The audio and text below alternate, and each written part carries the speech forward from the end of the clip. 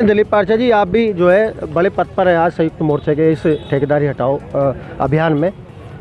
FR 17 आपके द्वारा ही एक बड़ा प्रदर्शन किया गया था, वो कवरेज भी मैंने ही की थी, लेकिन फिर FR 17 का मुद्दा यहाँ पर उठ रहा है। क्या कहेंगे उसको लेकर? निगम कर्मचारी को गुमराही करेगा आप सब लोगों के रहते हुए, या अब उस पर कोई एक्शन भी होगा?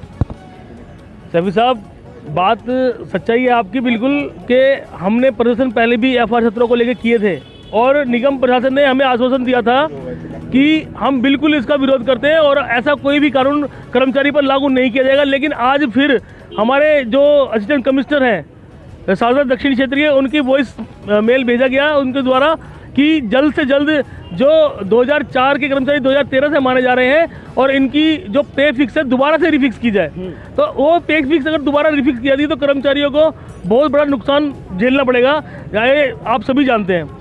उसमें जो है जो सैलरी उन्होंने 8 साल से अब तक की, जो 4 से और 13 तक जो सैलरी ली, पहले तो उसको रिकवर किया जाएगा, उसके बाद उनकी सैलरी को कम किया जाएगा।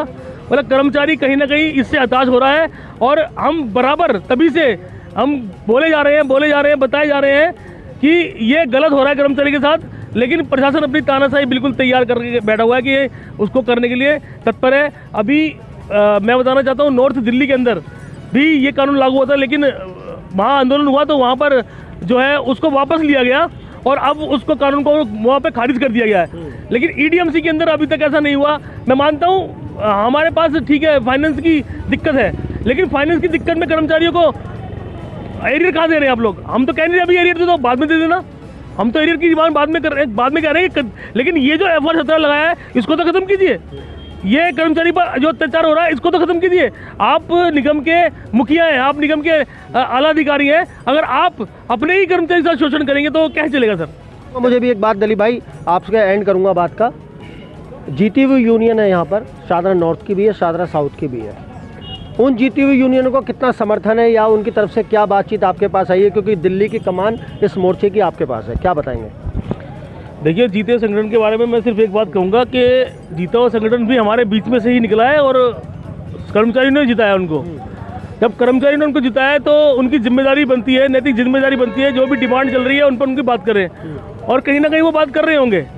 लेकिन मैं आपको बताना चाहता हूँ कि मैं किसी की आलोचना नहीं करना चाहता कि हम ये आलोचना की बात है तो बिल्कुल करिए, आप कर्मचारियों को पता चलना चाहिए। नहीं, आलोचना क्या उसमें, क्योंकि सबकी डिमांड एक है। अगर जीता हुआ संगठन है या कोई भी संगठन है, सबकी डिमांड है कि उनको भी आना चाहिए, उनको भी मेहनत करनी चाहिए। मैं आपके चैनल के माध्यम से उनसे फिर यही कहूँगा कि समय के रहते हम लोग एक होकर लड़ाई लड़ेंगे तो हम ज़्यादा सक्षम तरीके से और अच्छे तरीके से लड़ पाएंगे।